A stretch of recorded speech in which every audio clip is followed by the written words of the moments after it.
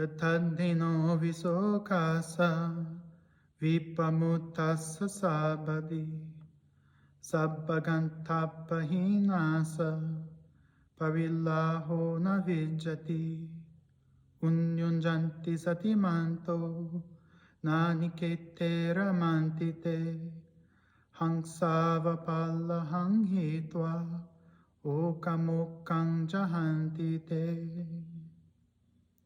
The fever of passion exists not for those who has completed the journey, who is sorrowless and wholly set free, and has broken all ties. The mindful one exerts themselves. They are not attached to any home.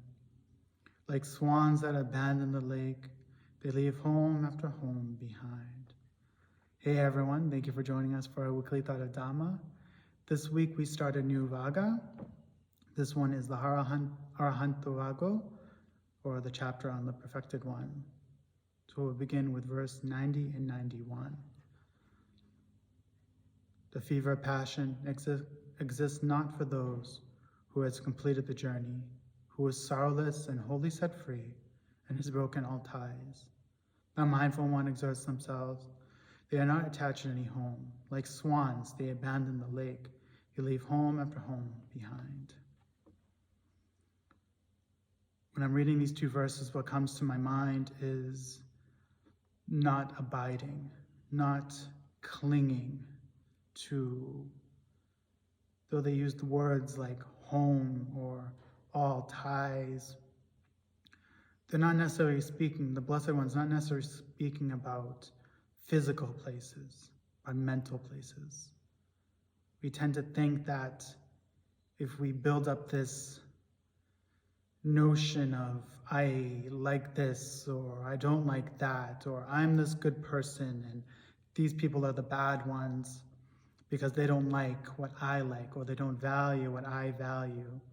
So we build up this facade, this person that is so attached, that is so bound to their ideas and their perceptions and their views, and it just becomes a big mess. It becomes something that needs to be sheltered, that needs to be protected. We think if we do this and we act this way and we value these things and we devalue these things, we other these things, we think we'll be protected, that we would be perceived as good people, as wholesome people, or holy people. But all it does is just kind of does the opposite. It makes more work for us. It distracts us from what we're really supposed to be doing, which the Buddha says here is abandoning those things, moving, not clinging, not attaching, not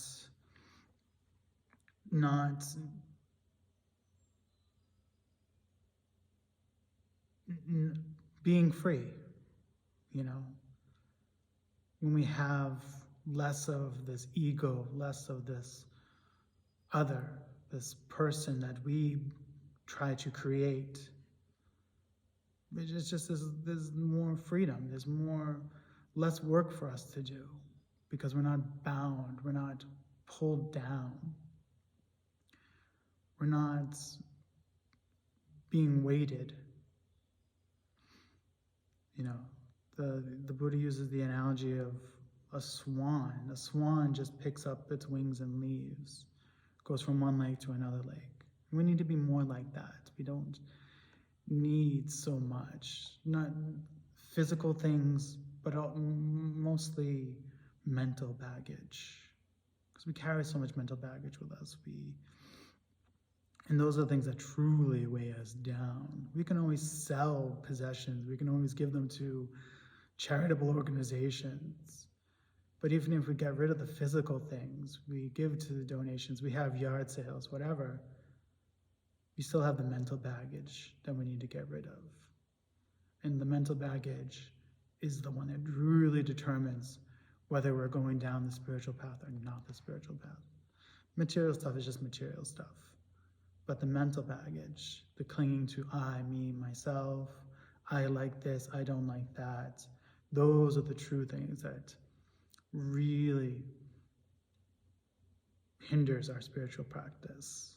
So I hope that my words are of help, and I hope that you find spiritual meaning in them and that you are able to incorporate them into your week.